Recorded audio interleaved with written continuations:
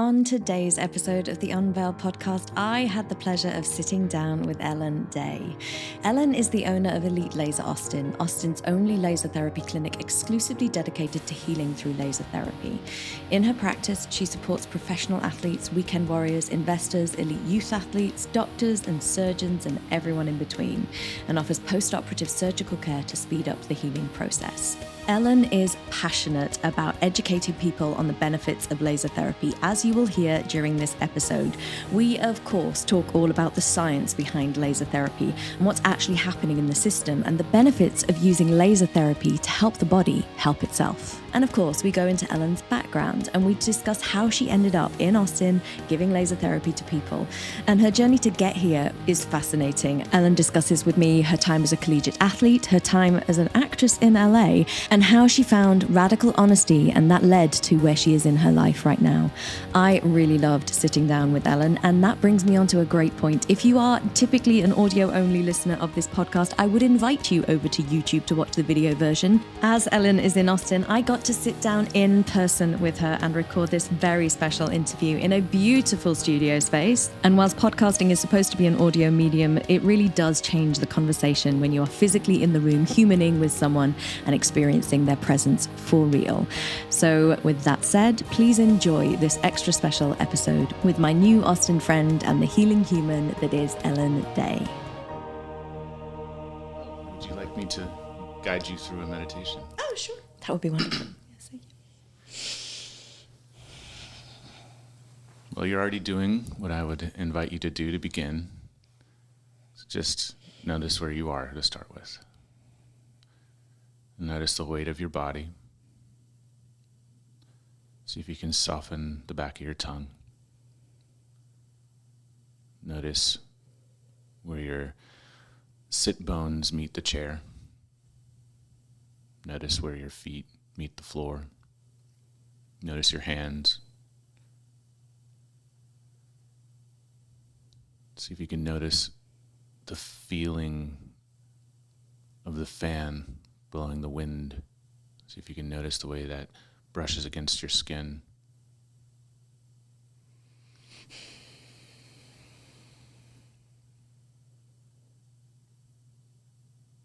Let your body breathe you.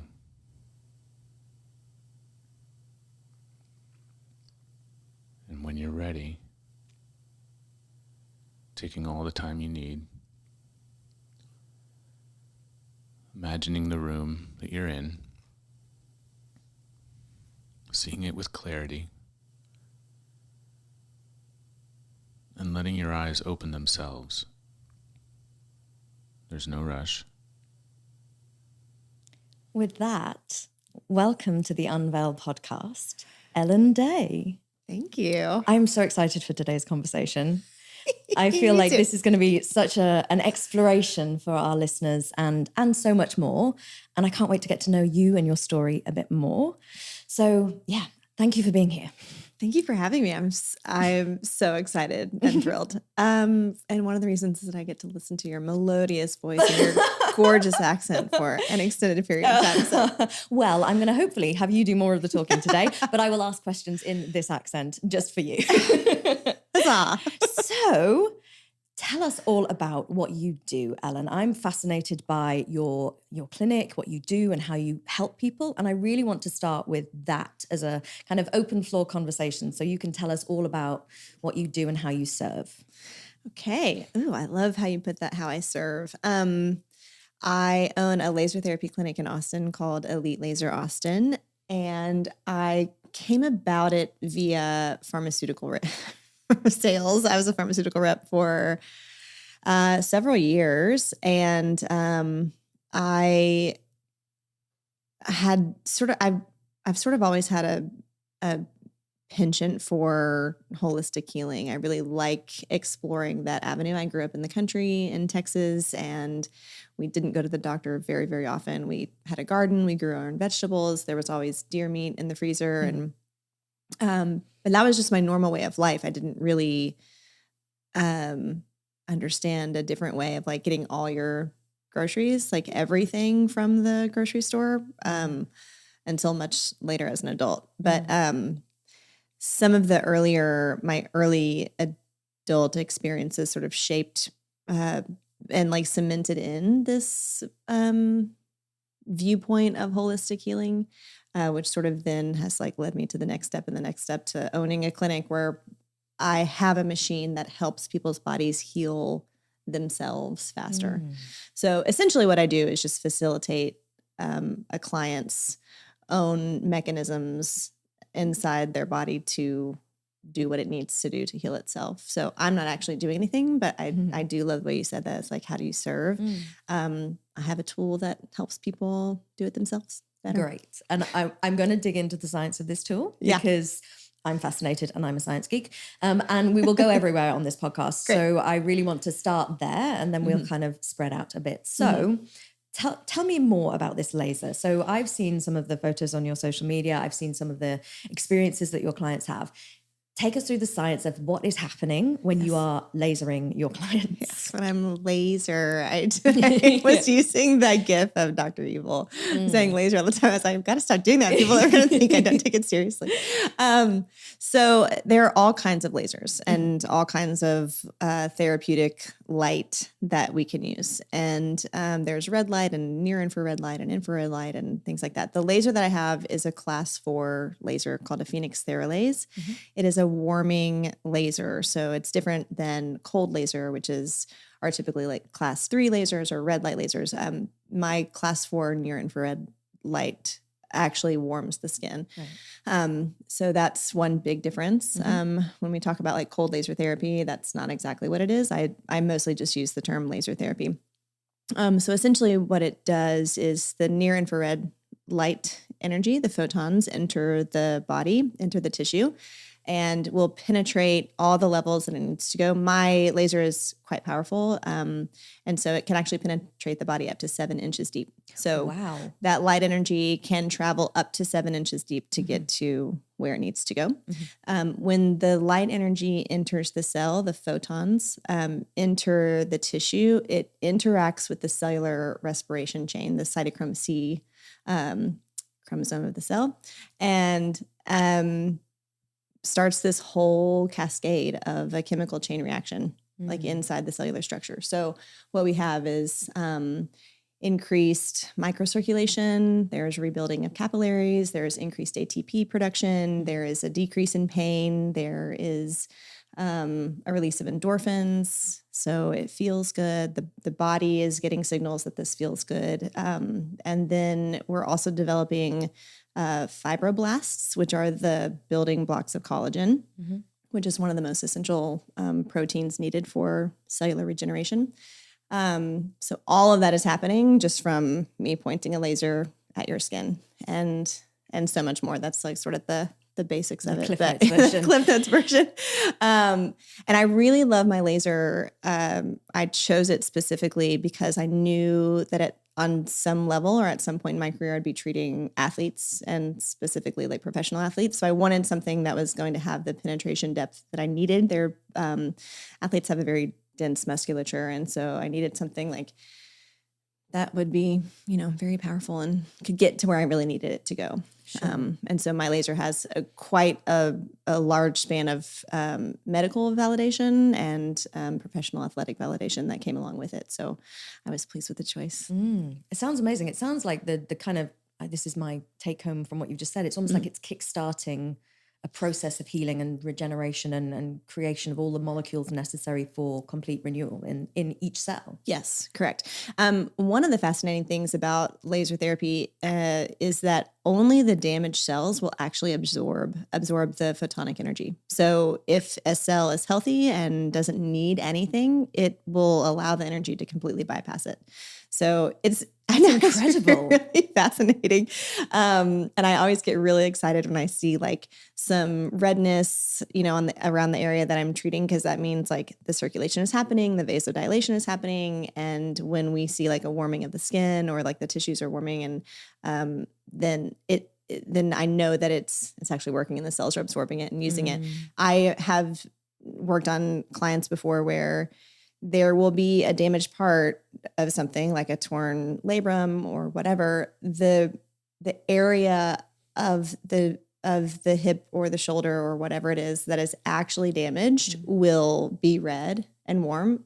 The areas all around that don't need it, totally cool and unaffected. It's fascinating. Wow. I know. I mean, and the use applications must be vast for this because Totally. literally all you're doing is, that minimizes it and I don't mean to do that, but it's simply kickstarting an innate process rather than adding anything else in, which feels like it's actually working with the human system in the most healing way, which is almost like putting Go Faster stripes on it. Yes, it is. So 2 things that go along with that. For sure. Yes, the applications for this use are immense and vast. I mean, everything from chronic pain, nagging, low back pain, neck, shoulder, hip issues to acute injury, trauma, either like traumas with cuts or amputations or like trauma from impact. I've seen all of that. And then post-operative healing is really incredible. So essentially what it helps with is soft tissue healing and recovery. And lasers love wounds. It is like one of the best things that it is used for. And so I really love working on people after surgery. The healing is better. It's faster. It's a more complete whole. There's less scar tissue that's formed by using a laser after a surgery. And it just makes everything go much more smoothly for the patient. And the other aspect of that, when you said it's allowing the body to sort of kickstart. So one thing that we know is that we really only get about 30% of the nutrients that we need from our food and the vitamin supplementation that we're on. There's just most Americans have gut inflammation or gastrointestinal issues that sort of stop the nutrients or they're dehydrated or just like nutrient deficient. And so we don't get a lot of the energy that we need from our food intake and from the nutritional intake that we have. So one thing that I know about being a pharmaceutical rep is that anything you put into your mouth that goes through the digestive system, it goes through something called first pass metabolism. So there's so much that's lost, even just putting something in through your stomach acid, as you know. And so to have to wait for the body to take in food or vitamins and then convert that into energy is a very lengthy process and a lot gets lost along the way. So when you have something big happen with your body, like acute injury or a surgery, then that you have to heal from, it's asking a lot of your body that's already really nutrient deprived to like up the systems for healing because, that 30% affects all the systems of the body. So what I get to do is like the ultimate life hack. I get to put energy directly to the places that are damaged without having to ask the body to create the energy for healing. So I just get to like zoom right in there. I loved your little racing stripes analogy. I get to zoom right in there and like, oh, don't worry about it. Your body can use its energy for other things. I'm going to give you the energy that you need through this light, like through this photonic energy. And then your body can heal the way it needs to without having it to be a huge tax on your system. With nutrients that you don't actually have. Yeah, and I love that you've explained that because I feel that we don't tend to think of everything that we nourish our bodies with in terms of everything as an input. And light, we are light beings. And so having light to support us in all the ways, like from, your infrareds to all of the stuff that you just do from like going into an infrared sauna type thing can be super therapeutic. But when there's been major trauma, when there's something really that's completely impacted the physiology, we tend to think, oh, I've got to do it all on my own. I've got to heal myself. And I love that there are now tools which can support that healing process. So it's a bit more collaborative with nature, with environment. And even though I'm sure your machine is a very technical machine, it's using light, which is a very natural thing. Yeah. So what sort of time scale do we look at when we're trying to obviously it's going to vary depending on what the problem is, but give us some success stories. Give us some like, oh my God, this is amazing. This happened stories. Okay. Brag, basically. I'm going to have my brag book. So a recent client of mine had a hand trauma. She was coming out of the elevator in one of the new high rises in Austin. The elevator is very fast and very powerful, and her dog's leash was dangling behind it because they were on their floor. They didn't, she wasn't thinking, I'm going to walk my dog out. We live here. She's done it a million times. And the leash got shut in the door and started going up, and she just grabbed at it without really thinking. Somehow the leash popped off the dog's collar, but her hand was still grabbing onto the thing. So she had massive hand trauma, lacerations, really deep. She fractured her ring finger in several places. She had to put a pin in it, and they had to actually amputate the pinky at the first knuckle. Oh, goodness. So we were working with like an amputation, major fractures, and huge lacerations across all of her fingers. And she came to me a week after the emergency surgery, and we worked on her 10 sessions over the course of 10 business days. And she went back to her 3-week appointment, and the hand trauma specialist took out the pin of her finger because her finger had healed so well. And he was comparing her fresh scars where the trauma had healed to patients of his that were several months along, and they looked virtually identical. Wow. So I know. Wow. If people are not watching the video version of this, like my mouth was open several times during that, because that's impressive healing. It's a state change that's not possible without outside assistance. Yes, that's right. That's so impressive. Thank you. And I'm sure you get a lot of that kind of do people because I'd never heard of something like this, and I've been in the healthcare world for ages. And so do you get like referrals from surgical consultants? Basically, the question is, do enough people know about you, Ellen? No, they don't. Right, of course. Great question, Victoria. No, they don't. Most of my clients come from personal referrals. So my clients refer people. I just recently got a client in a couple of days ago from like a friend of a friend of a friend. Yeah. kind of thing. I can imagine. I would like for there to be a faster integration from Western medicine and Western surgeons to make the jump to healing modalities post-operatively. It's a hike for me. I'm doing a lot of education right now. Yeah.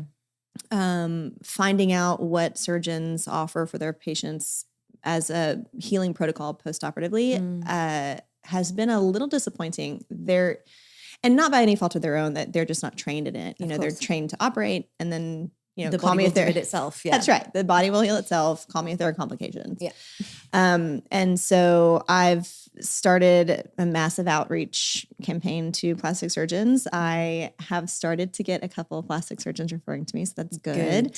And I want it to just become commonplace. I want it for people to, when they schedule an elective surgery like a plastic surgery or even like a scheduled C-section or something, or an orthopedic surgery or a podiatric surgery, I want it to just be part of their mindset of, I'm going to also do post-operative care. Post-operative care, yeah. It's so fascinating, and I will share a couple of like personal stories. And people who listen to our podcast will know that I have a connective tissue disorder. So this fascinates me because when you're talking about fibroblasts producing collagen, etc., my brain's going a million miles an hour to work out, would my healing have been different from various things that I've been through if I had exposure to something like this? Because whilst it's more natural for someone with my condition to produce keloid scars, that's kind of a feature of the condition. Nobody's tested whether that's always going to be a feature of the condition or whether that would change with other kind of therapeutic intervention, because so many people's mindset is it will just heal on its own. Yes. So I've got a scar on my shin. I did a box jump and missed the box and split open my shin all the way down to the bone. It was fun times. But I sort of should have gone to the emergency room earlier than I did, and I didn't. And then they couldn't like pull the scar back together. It was a whole thing. Typical Victoria. It'll be fine. But yeah, it's interesting. It's like I've got scars, and that's a very kind of present part of my system. But nobody said, oh, you might need to look after yourself after this. And I had a breast operation. So I had a breast reduction on one side, and I had no post-operative care. It was like, I think they gave me a tube of something and I can't even remember what it was supposed to do. Yeah. I was told don't move for 6 weeks, and, wear like different bras or whatever.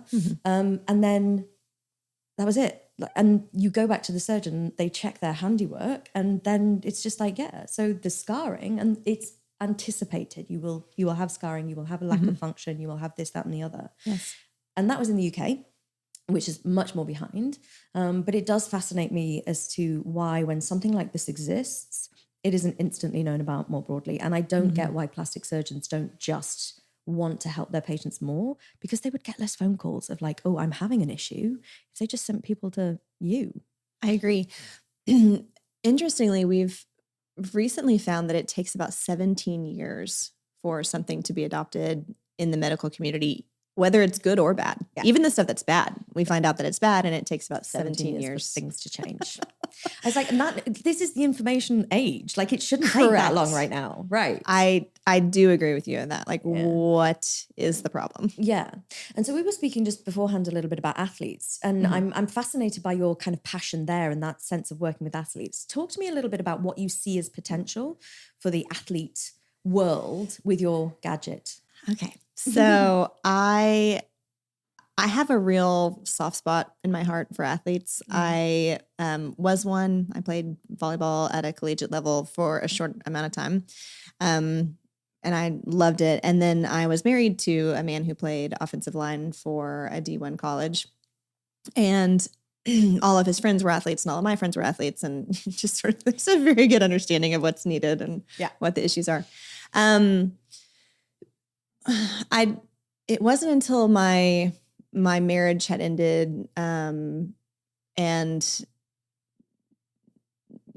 I had started dating again, and I started dating a man who'd played tight end for a couple of professional teams, and through conversations, somehow it came up that his concussions, and it was the same amount of concussions that my ex-husband had, which was interesting. And then I started noticing their behaviors and like some symptoms, and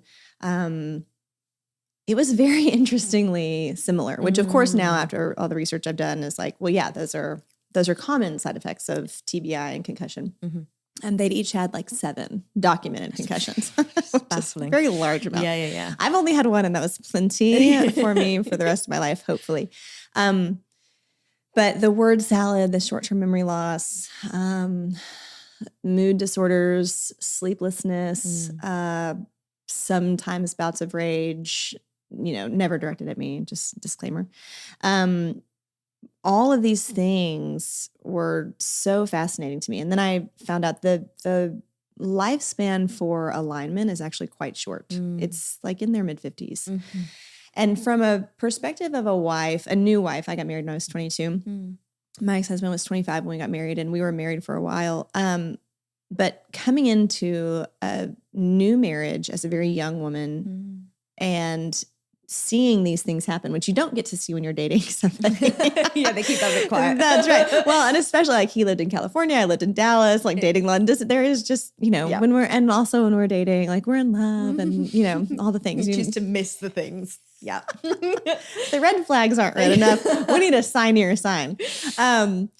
No, you don't always get to see the finer points of behavior until you live with somebody day in and day out. And often what happens with people who go from collegiate sports directly into pro sports is they do get married fairly young. Often, it's like college sweetheart kind of thing. Not always, but often. And so to be a young wife, noticing these things and like what, that was not an appropriate response for that thing. Like, yes, the desk was cracked because it wasn't put in the trailer correctly. So you're just going to destroy the whole thing because you're mad. Oh, wow. Like okay. that kind of stuff. And, and again, none of this is ever directed at me. And it was also quite interesting to see like whole misses of like emotional appropriateness. Sure. It's like, that's, something's interesting. And then to find out that's actually pretty common. So I just started thinking about like all of the wives who are married to men who are in this position, and the amount of men who have played tackle football who live with CTE is something like 99% of everybody who's ever played tackle football. So about their families and their children and like seeing these types of things happen in the home, and for the wives to be so confused as I was, and like, how do I help them? But you can't really, it's, it's things happening inside their head. I just became so curious about like the science, like what can we do? And so I started diving into all kinds of study about photobiomodulation, laser therapy, laser light, with TBI and concussion and neurological disorders and neurological degenerative disorders. And what I found was fascinating. It's an entire field of study. Like photobiomodulation with the brain is an entire field of study. Wow. And it's not talked about that often. Right. And one of the things that I kept coming up, I actually bought a book of clinical studies by a man named Dr. Michael Hamblin, who is at Harvard, I believe, but he lives in the UK. I emailed back and forth with him, checking parameters on my machine and like talking about different lasers and things like that. But I bought his book called Photobiomodulation in the Brain. And all I would do in the evenings is just read clinical studies about it, like Post-it notes and highlights and annotations and all the things. It is marked up and dog-eared and all. Yeah. And I just was thinking like, what if I worked with the NFL directly? Like, wouldn't it be amazing if something like this was part of the protocol, no matter how the NFL feels about, culpability with, head trauma and things like that. And, they've made some steps with like helmet safety and all of that. But the actual protocols for concussion, I've read every single word of every single page. It's wildly insufficient. And I'm by no means, I'm not even a medical professional and I'm saying that. So the ones who have seen it or had their patients, it's wildly insufficient. And I know firsthand from my concussion, I would be nowhere near ready to do any sort of physical activity within a week or two. But wouldn't it be amazing if we could change that field and every team just had machines like this that could treat them before they went on the field and got hit, or just part of a protocol when they came off the field? Practice, scrimmage, game, didn't matter. Like, what could we do? And it's like really changing lives.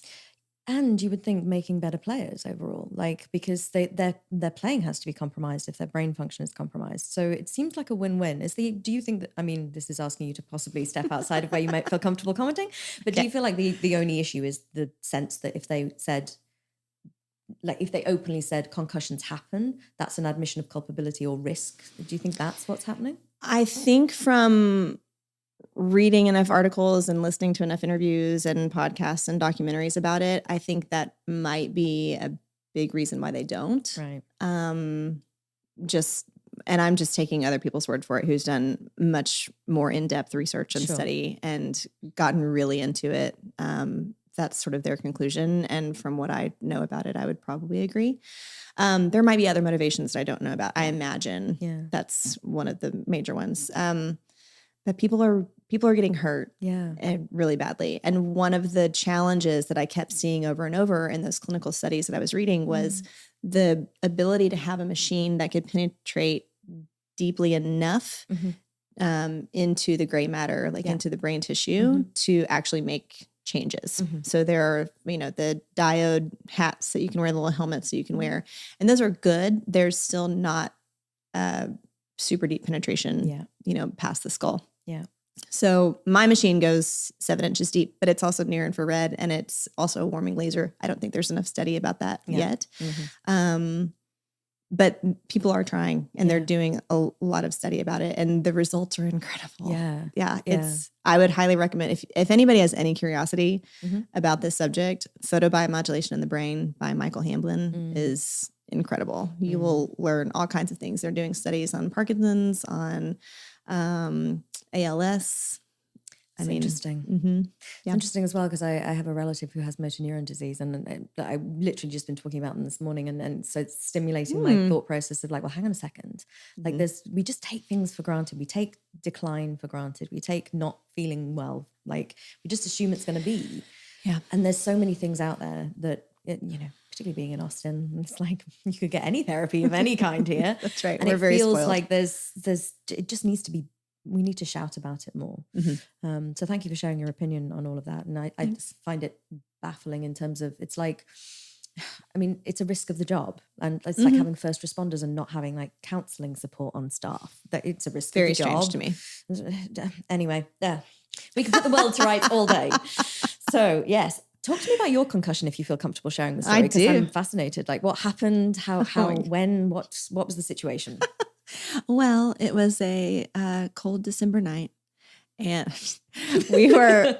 It was so interesting because, it brought in all my questions of like, why? Like, karma. I had just gotten home from my sister's house. We were putting together care packages for the homeless. Oh, goodness.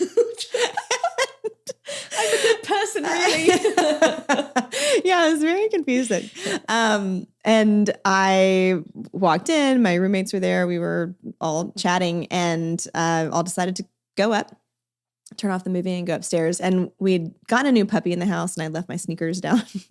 So I was on the landing. Everybody else went up before me and I was on the landing, the last one to go up the stairs, and turned around and saw my sneakers. I should probably go down and get them because I don't want the puppy to chew them. And I was, at that point, didn't have shoes on. It was just in my socks and we have hardwood stairs, and took a step and that's all she wrote. I both of my feet slipped out from under me. I hit my head on the stairs and woke up. I don't know actually how long I was out. Woke up on the living room floor, like in a puddle of water, which was my water bottle had spilled. And the most interesting sensations were happening in my body.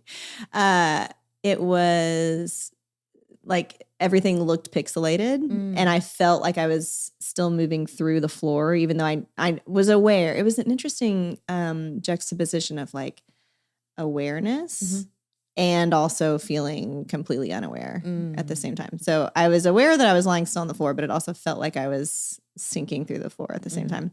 And then, everything sounded weird. And my roommates at the time, I lived with 2 nurse practitioners who'd both been trauma trained in the ER. I mean, really, really a great situation. So took me to the ER. Actually, the EMS came to our house first. And because they were there, they were like, you don't need that Tylenol. That's going to be a $500 Tylenol. And I was a pharmaceutical rep at the time. So I repped NSAIDs and I had prescriptions for my own drugs. So they were like, just take your own stuff. You'll be fine. Yeah. So my roommates actually took me to the ER and ran all the scans. Nothing was broken, thank goodness. And I was just so very lucky that it all happened the way it did and that they were there at the same time. I mean, really angels. And then it started the recovery process. And one of the things that I remember being so frustrated by was that I didn't feel like I had control over my own body. And as an athlete, I was used to asking my body to do something and it would respond. I mean, it's a joke within my friend group that I can decide I want to look more fit and like eat 2 salads and run once and like I'm super shredded. So I hate you. It's probably, I'm sorry, buddy. It's like a weird mix of like genetics, but I also think it's like sort of my expectation too. And so when I was not able to get my body to just, what do you mean I can't just be where I was? Yeah. And now it's been 18 months and there are still things that I'm struggling with a little bit. Like my memory recall is not great. I still have bouts of dizziness, some disorientation happening sometimes. And it's very strange how long lasting the symptoms of concussion can be. Yeah. And so I would just burst into tears anytime anybody, even though I knew it was probably the truth, but I didn't want it to be the truth. This is going to be a really long haul for you. And I would just, ugly cry, like instant ugly cry. One of the things that surprised me that I only read about was the post-concussive anxiety that can happen. And man, like a Mack truck, day 5, it hit me like a ton of bricks and persisted from day 5, day 6, day 7, day 8. And I've never had anxiety before. I've never been an anxiety sufferer. And, probably had opinions about what that meant or what that felt like, having never experienced it. Hilarious. And it was very debilitating. So my sisters, thankfully, who had more experience with this than I did, helped me through it. My younger sister, I was staying at their houses. I mean, at this point, like claustrophobia had set in. I couldn't really be at my house. I didn't really want to be at my house. I was staying with my sisters, and any space that felt small, I just couldn't be in. The anxiety would set in. Any space that felt dark, even if it was a large space, I couldn't be in it. I couldn't use my own bathroom. I needed to have sunlight, like anywhere where there are large windows, like I needed sunlight, I needed air. I just needed to feel like I could breathe. And so we tried, can I say branded medication? Of course. So we tried Xanax, and I'd never had experience with those. What are they called? Benzodiazepines. Benzos. Thank you. I'd never had experience with benzos before. So I was taking small, like quarter doses. Xanax didn't do anything for me. And then I switched houses and went to stay with my older sister, who has much more experience and has been a longer sufferer of anxiety. And she had Klonopin. That helped immensely. Like that was the thing. And her house is much more expansive with huge windows and greenery. I mean, it felt great, but she had the experience with that condition to know what I was going through and see it when it was starting to happen with me. So that was December 23rd. So made it through Christmas. And then it was New Year's. Like by the time I was New Year's, I was staying with her. We were chatting with my grandmother on the phone in her kitchen. And I don't know, like I just started feeling it hit. And she's such an incredible mom and like sister and everything. She was still talking to my grandmother, got up, went to her freezer, took out 2 ice cubes, came and put them in my hands. She's still talking to my grandmother about like IVs or whatever it was, put them in my hands and said, you go walk outside. And I'd already taken a thing like 15 minutes before a half quarter pill, whatever it was, like 15 minutes before it hadn't kicked in yet. And she said, don't stop walking. Until I got there. So I was like walking past her kitchen window, like catching conversations about like, which plants are you propagating and which, all the things. They're matching green thumbs. But it was so helpful to have that support from somebody who knew what it was, who could see it coming and who could like give me real help. Yes. And not to say that my younger sister didn't. She did it incredible. She had never experienced that for herself. Yeah. And my oldest sister had. So it was the amount of support that I got from my family and my friends, everybody it was incredible. But I could not have done it without them. And so I really developed this immense empathy for people who either have anxiety but don't know that it's anxiety, or who have anxiety and know that it is anxiety and don't have the support system or feel like they have to struggle or power through it without the drugs or resistant to that. Like I am all about holistic healing. I mean, what I do in my clinic all day long is help people's bodies heal themselves. Like, hello. And there is definitely a place for Western medicine when we need it. Yeah. And I needed it. I tried some homeopathic remedies for whatever reason. I was like not doing it. Yeah. But like post-concussive day 6, I'm sure it was still like such an acute condition. And it's the acute situation. And it sounds like your sister met you with knowledge and drugs and no judgment. Because she'd experienced it, she could see it, she knew it. Feels like she was just there with you in it. Yes. And that is always incredibly supportive when there's that acute situation. Yeah, it was wonderful. I mean, all the rest I needed, all the walks I needed, and it helped. She is in education too, so it was so nice that she was also, on Christmas break and had the time to do it. Because even when I was, it was about a week in, I think, and I had clients at clinic, I'd sort of like put it off and, loading my machine and her walking me out to the car. Are you sure you want to do this? I was like, yes, I feel okay right now, but I'll be back. So don't you worry, after my client appointments, I'm coming back. I'll schedule my breakdown for later. Yeah, totally. And I did. I would like time it right about, a friend of mine invited me out to Peacock with her one of those days. And I decided I was going to be brave enough to go and went and sat down and just for about 10 minutes powered through it. And she looked at me and she said, "What's going on?" I was like, I can't. She was like, "Yeah, you need to go home." I was like, "Great." And she was also had struggled with anxiety. So she totally got like, it. Yeah. I love that all the people in my life are just like equipped to help me right now because I'd never experienced that before. And it was wonderful. It sounds like it's a completely different experience for you in terms of the sense I get from you. And we haven't known each other very long, but the sense I get is super independent and empowered and can do everything yourself and have this kind of like, you know, you can just do stuff. You mentioned it about your kind of collegiate athleteness. It's like so used to having control. It feels like the universe went, "I'm going to take that one away from you." So I get how destabilizing that must have been. Discouraging. Destabilizing for sure. Also very discouraging. And full of lessons in there too. Like, you know, although the lessons came later. Yeah, they don't come when you're in it. No, the awareness of what the lesson was. Right, like, oh yeah, that was called surrender. Oh, weird. Thanks for the really hard lesson, universe. Yeah, there has to be some sort of awareness in there. Like this isn't part of the plan. You know, there was a meme that I saw and it was like, you're so self-aware, and the other person was like, "Thanks, it's running my life." Yes. I feel your pain. Yes.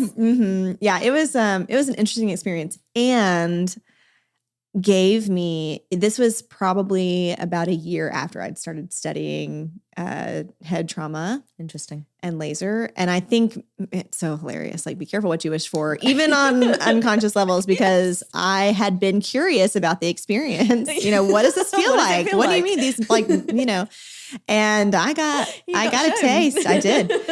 So it was funny. I texted one of my pro athletes and I said, "Hey, I got a concussion." And he said, "Welcome to the club." It's like, oh boy. Not a club I wanted to belong to. Yeah. Thanks. I feel your pain. And now, and I can't even imagine having multiple of those. I'm totally and the compounded effects. And once you have one, then if you have anything that might be considered subconcussive, the propensity for it to be, you know, pushed into concussive territory because you've already had one is much higher.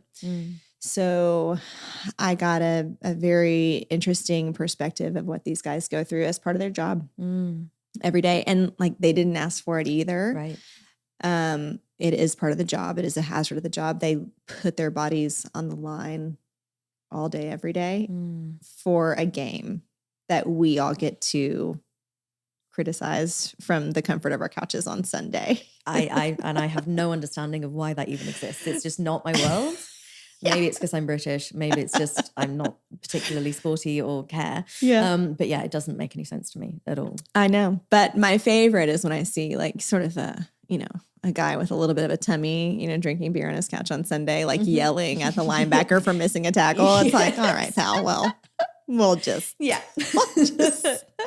put you in his shoes and we'll see how well you do. See how well you get on. Yeah, a little bit of like empathy and understanding. This is a game for entertainment and there are serious consequences to the bodies of the men who choose to play it, you know, for a career. And, you know, getting to know these athletes and sort of seeing this side of it personally and as a clinician, it's a very short life span that they have in that career, in that job. It's fraught with danger. It's fraught with economic uncertainty. If you are not a marquee player, you can be traded, you can be cut. I mean, you never really know. If you're a journeyman, the goal, the years to vest used to be 4 years. So that, you know, when my ex-husband and I were finishing college and he had friends who were going on to the league, they were all just crossing their fingers to get to 4 years. And now I think they've moved that back to 3. So they can draw retirement after 3 years now instead of 4, which is great. It's helpful. Anything helps, but these guys are just hoping to make it that long. So, anyway, a little bit of empathy as we all watch this game, you know, on Sundays. Fall is coming up and they're all back at camp training now. So, you know, just remember that it is a game and these men put their lives, literally men have died. Putting their lives on the line. It's a strange reality. It is. So how did you end up being this athlete in college? What was your trajectory? Give us the Ellen life story. This is. I just grew up in the country and the fourth of 5 children. Always played sports and decided at some level that I would play in college. And I actually was recruited for basketball. I went to a small Christian college called Abilene Christian University,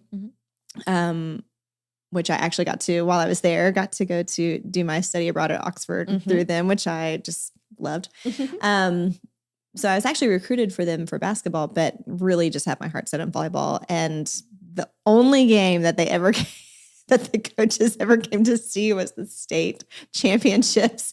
And we had a terrible game. It was awful. So I did not get an offer from them for that.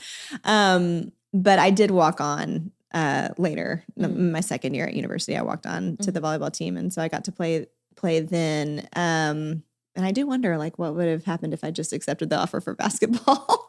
Interesting. Would have been a different life for sure. Was it always your kind of like, you wanted to be a professional athlete, or was it just you were good at it, so you were trying your hand?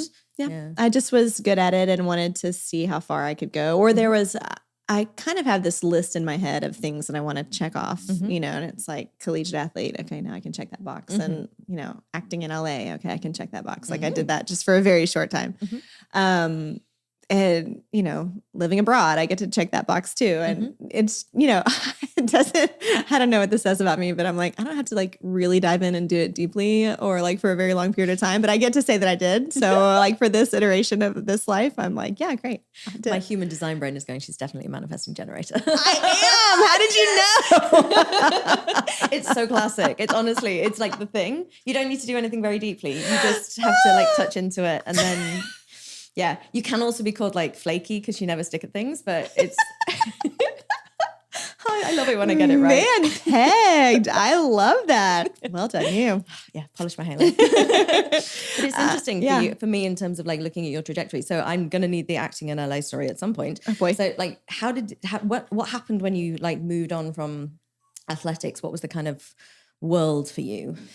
Moved on from athletics. I was on a very short trajectory through university. I went to an expensive private Christian college. I was lucky and blessed enough to have a trust fund from my grandparents. That wasn't quite enough to pay for everything. So I had a lot of scholarships. I applied for a lot of scholarships. I had student aid. You called it, what was it called? I had an assisted place. Assisted place, yeah. We call it student aid here. So assistance and scholarship and things like that, and working full-time through college. And it still wasn't enough. So I knew that it wasn't going to be enough to cover it from high school. So I started taking courses at a junior college near us. So I took, I actually started at the beginning of my freshman year at university, technically in the middle of my sophomore year, hours-wise, because I'd taken so many classes at the junior college, which was an astonishing price difference. It was like $71 a semester hour at the junior college versus $394 a semester hour at Abilene Christian. And I was like, I'm not going to do like Econ 101 at a private university. Yeah. I'm just going to get that out of the way. The cheap one for that. I'm just going to do that and then test out of as much as I can. And then we'll start with the meat of the subject. So I double majored and finished university in 3 years. But then left university completely unprepared because all I focused on while I was there was getting as many classes done. Yeah. As many classes as possible. It was the last semester of my last year of school. And I was about to put on my diary to go see my counselor to like plan the next semester. And I heard all my classmates talking about like their signing bonuses and, their job offers and like, how many offers did you get from so-and-so and how many interviews are you in? And I finally like asked the neighbor, I was like, I'm sorry, what are y'all talking about? And they were like, well, our offers when we graduate in May. And it was like March. And I like hadn't even thought about it. I was just so focused on like getting through the semesters and like the next classes and the next classes. So I was like, Oh, we graduated at some point and that's coming up quick.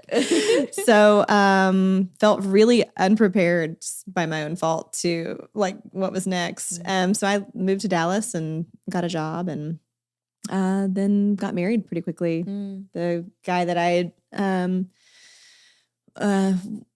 dated at university. So I got married at 22. He was 25. And then started my married life and then bounced around, Dallas and then Houston. And then we lived in Corpus Christi for about 8 years and then moved to Austin about 8 years ago. So when did the acting in LA come in? Like that was while we lived in Corpus Christi. And I just really felt like I really wanted to go. And to his credit, he was so supportive. So I sublet a little apartment in West Hollywood and moved out there. I'd found an acting coach and moved out and did auditions and it was so much fun. Where can we hunt you down and find you in something? I don't even know if my IMDb page is active anymore, but I had one line in a Sony picture. They changed. You are literally a celebrity. Please no pictures when I go to the store. I moved to Austin to be, incognito, guys. I don't even know the name of the picture. They changed it. Oh, okay. So I don't even know. I know where to find it. I've never watched it. It's so funny. It was just like a really fun experience, but I've got my SAG card and all the things. Oh, wow, really? Yeah. And I got to audition for Leslie Kahn, who is a really great acting coach out there, and you have to audition to be able to work with her. So made it, and she accepted me into the school. And so for a while I traveled back and forth, just doing classes and auditioning and all the things. But again, I get to check the box that I did it. And what I found was now, of course, having done about a decade of like work, actual work, like the soul work, like the inner work, all of this. And I was like, no wonder I didn't like it. Like what I found at the end of all of that acting was I really loved being myself on camera. And so at that point, then I was doing like hosting jobs and, like interviewing people and stuff like that. So it was much more enjoyable and I felt fully myself being myself instead of like an imaginary character. And the whole agent and casting director thing, it's like, this person is going to judge me for not being a fictitious character well enough. It was such a weird system. It's a weird trip. We've had one of our previous episodes. So previous co-host Brace was an actor, and we had a whole conversation about taking rejection from acting because it's that weird thing. It's like you're literally saying I'm not someone else well enough. Actually, thank you. Like, cheers. Right. Yeah, I'm more me than that character. Okay, wonderful. I love it. Yeah, it's a strange world as well. It's like totally that sense of always being judged. It's a very weird kind of place to put yourself. Yeah. And I hadn't started the work yet. I was close. Right. I was within maybe like a year it was within like 6 months of me, doing acting because it was about when I was 30. I think I'd reached that point where I was like, this is not helpful and it's not real. Interesting. Yeah. So this doesn't really feel good to me. Like I didn't ever take the rejection personally. Yes. I hadn't even done the work yet. I just like knew well enough to like, that's not okay. You can say no, but it's not a real thing. Like it's not based on like anything like real. Doesn't mean anything. It doesn't mean anything. So mostly I was just like, this is fun and I get to check the box, like acting in LA, great. And now of course I know why I felt that way. Like it just totally felt disingenuous to who I am. And I just like being me, and like that's complicated enough. I get to there are so many characters I myself play as being Ellen, so I don't need to be judged for playing I have fictitious enough parts. Thank you very much. So many roles happening inside my head all the time. So then that started the journey of where I am now. This last decade has been really interesting, like working with coaches and investing almost constantly in the last decade with personal coaches and mentors and things like that. And following the path to get to facilitate healing. And so what was the trigger for you to start doing the work? Was there a moment, or was it just it's time? We lived in Corpus Christi. My ex-husband and I lived in Corpus Christi, and nothing felt the way we'd hoped it would. Our lives didn't feel the way we hoped they would. Our relationships didn't feel the way we had hoped at that point. Like nothing felt good. And there just had to be a better way. There had to be something. It couldn't all, like, is our life really supposed to feel hard like this? Or like not, it can't all just be like this. And as serendipity would have it, because it always happens that way, one of our friends knew a guy who was speaking and starting out in his coaching journey, and we went to an event of his. His name is Brandon Hawk, and he had an event called You Training. And it was, the whole time I was just nodding my head like, yes, yes, like more authentic living, and like actually telling people what you think and feel. Yes. What would that be like? But yes, like I've never done that before. Let's try. You mean I can be honest? What? Sorry? I mean, you can be. Will people like it? Maybe not. Yeah. So then that started an interesting sort of deconstruction process of virtually everything, even inside our marriage. And that was really a gift of like getting to be honest with each other about like real motivations for getting married, and like all that stuff is really deep and fascinating. The growth and like peace that honesty brings, even if you don't like it. Yeah. There's still a layer of peace that comes with it, because it's truthful. Yes. And we decided to move to Austin about a year or two into that coaching process. And it was like there were atomic bombs going off behind us as we made our journey north to Austin. Like our friendships, we just like set fire to everything. Wow. We were just like fully ourselves. It didn't always go well. And we're like, well, let's raise it to the ground. That's right. We weren't, it's interesting because somebody asked me at one point, like, so y'all were kind of like running away? And it was like, no, that was not at all what it was. We deliberately chose, like, we really took stock of what it was. Even after we'd been in the work, like started the work and we're living authentically, like it still wasn't going well. Like people were trying to accept it, but when you're the only person in an entire environment who is living that way, like people will say like, I want your honesty. And of course you can be honest with me and things like that. But if they're not really in a place where they're able to be honest themselves, then receiving your honesty is virtually impossible.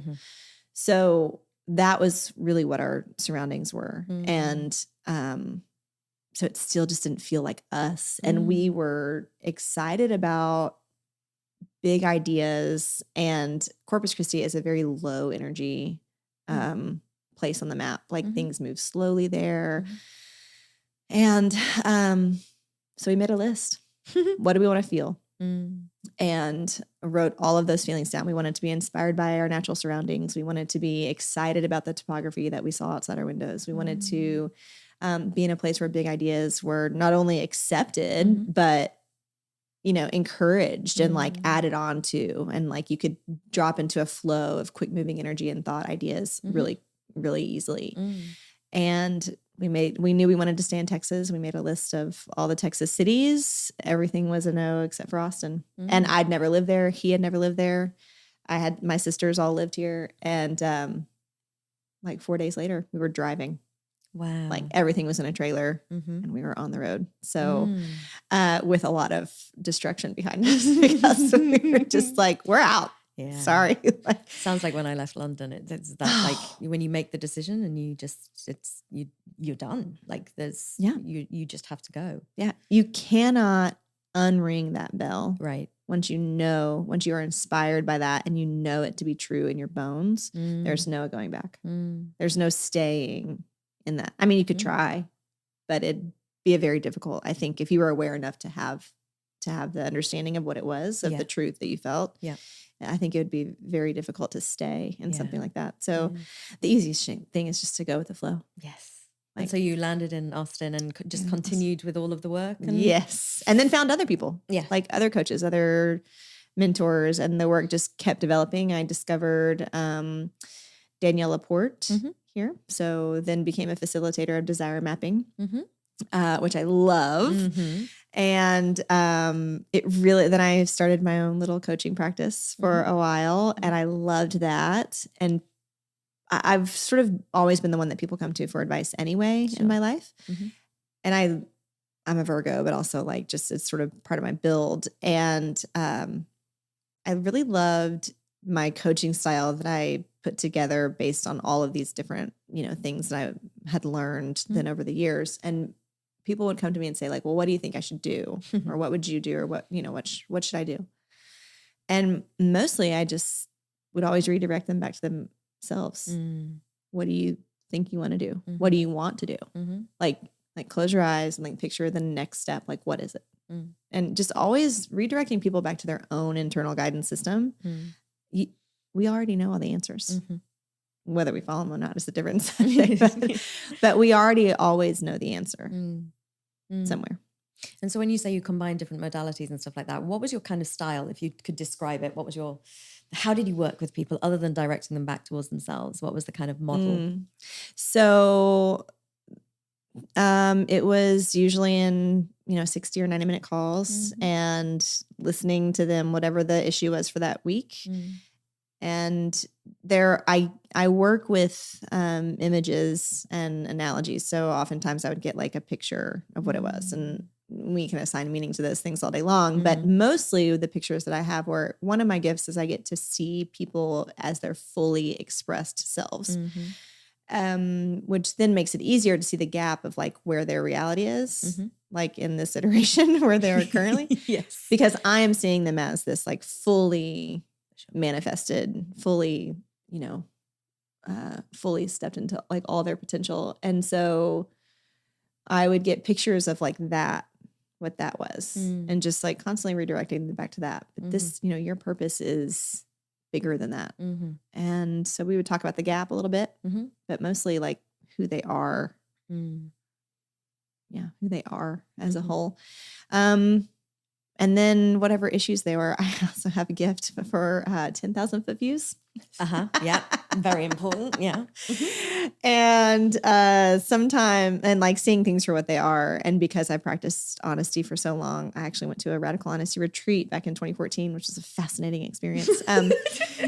Oh my goodness, I can only imagine. I know. But because I have this practice of being honest with people, it's not always easy to say, well, this is what, from what you're telling me, like, this is what you're saying that the problem is. I think you're making that problem based on, this is what I see the problem is, but like, this is what you're creating it to be. Yes. And anyway, just going from there. I love it. Like a radical honesty coach. It's like, yeah. It's so much fun. So why the transition then into the laser? Is it just because obsessed with it, or? So at some point, sort of towards the end of my marriage, I decided like I wanted something for myself again. And so I went back into sales. I started out in tech sales and then transitioned to pharmaceuticals. And so one of the things that I was peddling was were pain meds and NSAIDs. So I had opioids at one point, which doctors didn't really love. But then the NSAIDs I could get behind. They were really great. They had a lot of uses in neurology and pain management and things like that. And I somehow in my pharmaceutical journey had met a woman named Lois. And I got a call from Lois one day, like 2.5 years into my pharmaceutical rep career. And she said, "Hey, Ellen, it's Lois." And I was like, "Oh, hey, Lois." Like I did not remember. I didn't remember. And this is even before the concussion. Yeah. This is before the concussion. I didn't remember meeting her. And she said, "Well, I just got off the phone with, this manufacturer in Dallas for this thing called like a laser therapy machine. And they were looking for reps to open up the market in Austin. And I thought you'd be perfect." And I was like, "Oh, thank you." Like I still did not remember who she was. Oh, no. She said, "Well, I'm doing a training in Dallas. I'm going up to the manufacturer's facility up in Dallas this weekend if you want to go with me on Saturday." And I was like, "Sure." So I just remind me what you look like. So I know. We got to the parking lot and I was like, hey, you're precious and I love you wherever you are, Liz. But, and thank you for the introduction. So I did the training and I'd never heard of laser therapy before, but I just went with a totally open mind and like said yes to it, which somebody the other day was like, well, that was the most important thing was that you said yes, even though you didn't know anything about it. It was just kind of a hunch. And the more I learned about it, the more I was like, why isn't this used everywhere? And it takes me a long time. I'm approached by a lot of different brands, a lot of different, lines, a lot of different companies to sell things. I've had a pretty great career in sales. Yeah. I'm pretty good at it. So I get asked a lot to do things and sell things for people. So I did a lot of research about this before I said yes to this opportunity. Yeah. The more I found out about this particular line, the Phoenix Theralaser that I have, and just laser therapy in general, the more I was astounded that we don't use it all the time in medical science. Like it's not just a part of every single general practice clinic, of every single obstetrics clinic to help heal with C-sections, of every single orthopedic clinic. I mean, like, why aren't we using this for all the things that are inoperable? Like you would go to an orthopedic surgeon because you have a tear, but it's not bad enough to operate on it. So they just tell you like rest and ice, but like you could heal it in like 2 to 4 times faster if you just use laser. Like, why aren't we using this all the time? So my job was to sell them to doctors' offices. It's a very expensive machine. Right. It's a very long sales process. So I was getting very frustrated by the fact that like nobody was like jumping on the bandwagon to buy a 6-figure machine. Like, what is wrong with you people? It's easy. Just give me all your money. So I just decided to skip to step 27 and buy one myself. Okay. So I got a loan from a hometown bank from my small town in Texas and opened a clinic. And here we are almost 3 years later. No, yeah, almost 3 years. September 2019 is when I bought the machine. So and now I've been in it this is my 2nd year full-time clinic. And the more I learn, the more I'm just like so in love with it. Yeah. And all the ways that it can help people. And the more things that I find, the more fascinated I become. Like the more conditions that I uncover that can be treated with it. Like there's another laser that can help men with benign prostatic hyperplasia, which affects everything in their sexual performance and in their confidence and all of that. And I'm like, yeah, I want one of those too. You want all the lasers now, don't you? All the lasers, so I can just help everybody. So it was an interesting journey from like pharmaceutical rep to this. And I need to take a step back for a moment and say that I didn't actually get to this part in the story, but I started my marriage at 22 with my ex-husband going through chemo from testicular cancer. Oh, goodness. While we were dating, he was diagnosed with testicular cancer. And then they did surgery the next day after his diagnosis to remove the infected testicle. And then it was a period of watchful waiting. And that was February. In April, this was back in 2005. In April, they found out it had spread. And then we went ahead and just got married in May to speed up the process. And so we, God bless him. I love him. We are dear friends. We love each other dearly. And I'm so grateful for the story that we share. And I have so much love for everything that he experienced and went through, like to be such a young man going through that, like keeping it together for me and for his family and all of it. And it really just cemented my curiosity about why the medical system works the way it does. Because I was in all of the appointments with him, all the doctor's visits with him, and asking questions because he was still in shock at that point, I think, and didn't maybe really know all the questions to ask. So it was nice that I got to be there too, which is one of the reasons why we got married, was because I didn't want to be the girlfriend out in the waiting room, right, and not have access to the information that we needed. So I'm glad that I was there because I got to experience it to the extent that I could without it being my experience. Yeah. And then just sort of be astounded by all of the things that we were going through, him as a patient and then us as a couple, of the things that we were being told by the medical community. And when it came time to do the chemotherapy, I asked the oncologist, what do we need to do to help his body deal with the chemo? I was 22 years old in this, 65-year-old doctor's office asking this question, coming from the country. And like, I grew up with a garden in my backyard and like, there has to be a way, right? Like nutrition. And, what do we need to do? What do we need to feed him? What can we do to help him?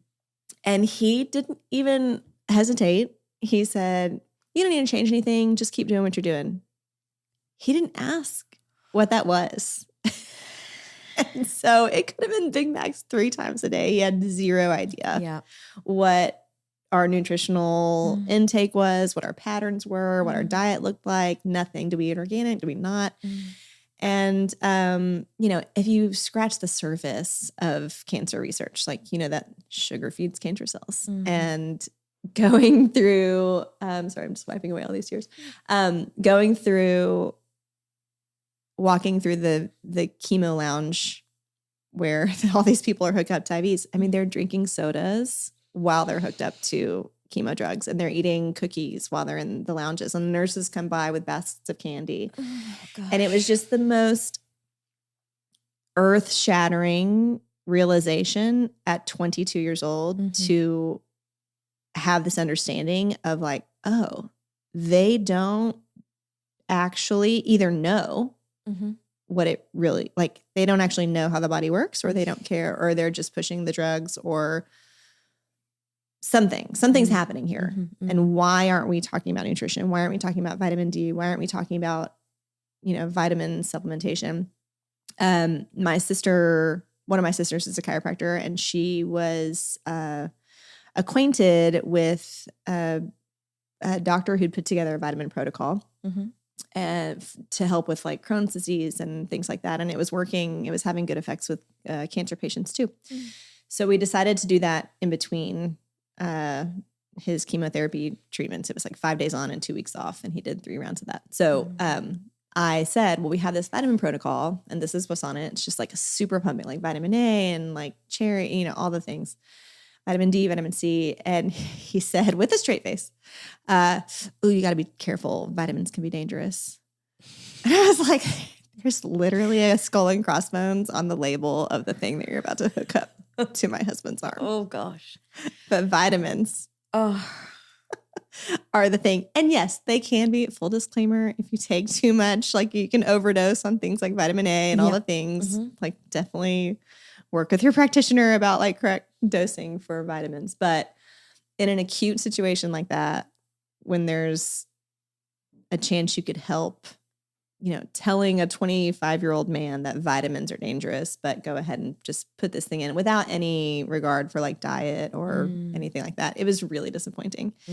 And so since the tender young age as a new wife to a cancer patient, 22 years old, hearing all that, I think on some level in the back of my mind, it like shaped my journey to get here where I get to now facilitate people to help heal from things. So, and then it was a very long winding road to get here, but now that's what I do. So, and I'm not finished yet. There's so much that I don't know. I mean, I am a very tender baby in this field of science, and there's so much I need to learn, but I love what I get to do now with the people that I have, and I love every moment of like getting to facilitate faster results and better healing for people that they wouldn't have had if they just let their bodies do it on their own unsupported. Yeah. And so what is on the horizon with this so much more? What is in your passion field of things that you want to explore other than every laser under the sun, bigger, like a whole Austin clinic of just filled with all the laser machines? All the laser light. Yeah.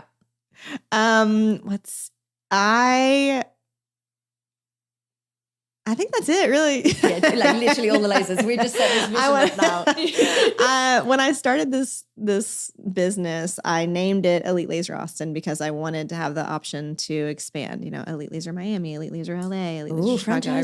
Franchises. I wanted to do it. Businesswoman. I know, that's right. So that's part of the plan. Yeah. I do think that men's health will come into it at some point. Yes. And then also just online courses for some of the other things that I've done before, like sales and things like that. So there's a lot. I'm about to start a podcast. Well, now that I've said it, it's got to happen. It's got to happen now. Thank you. I'm going to start a podcast. I think it will definitely be about healing, and I'm unsure of the name yet. It might be called Healing with Ellen. Heard it here first, people. That's like a world exclusive. Healing with Ellen. Mostly that was sort of brought on because of what I do, within the four walls of my clinic. Like, I get to help people heal, and one thing that I get told a lot, my practice is largely referral based. Yeah. So it's like my clients tell their friends and they come and one thing I keep hearing is like, well, I was told you've got to go see Ellen. You got to go see Ellen. You got to go see Ellen. That's the thing. So I love that. I'm starting to be known for that, for helping people in any small way. But how they heal on my table has led me to be really curious about how we heal in other areas of our lives, other categories of our lives. And so I want to talk to experts about it. I want to talk to experts of healing, people who facilitate healing, people who've done it, who've been through the fires and come out alchemized on the other side. People who know how. So I've got a very long list of podcast guests. Surprise, surprise, another list. That's right. And I can just check those boxes as we go. And I've already started reaching out to people for interviews, and we're getting yeses, and I'm excited about it. So it's going to cover all kinds of healing. And I think I'm really excited about a lot of them. It's going to be, I'm excited about all of them, but there are a few that are really relevant to the things that we're seeing now. Yeah. Motherhood and birthing and obstetrics and athletes and identity and healing the past and healing trauma and all kinds of stuff. It's going to be fun. And I can imagine actually being in your office with you. It's not just you and a machine just doing laser healing. I get the sense, just with your compassion and your heart and your humanness, that going in to see Ellen is way more than going for a laser treatment. So I just want to reflect that to you. Thank you. Because I imagine some magic happens behind the walls of your clinic. Thank you. I like to think so. It's fun. Thank you so much for hanging out with me today. Thank you for having me. I've loved every minute. And thank you for your curiosity. Thank you for sharing yourself with myself and the audience. Thanks, Victoria. You can find links to Ellen's clinic and all of Ellen's social media in the show notes. Please head over to elitelaseраustin.com if you have any interest in what we've discussed today. And Ellen and I would like to extend a special thank you to Will Reason for the grounding and orientation exercise that you witnessed at the start of today's episode. And one final reminder that the Unveil Academy Coach Training Certification Program is starting very, very soon. Registrations are still open ahead of our launch on the 19th of September. And you can find all the details you need now at unveilacademy.com/launch.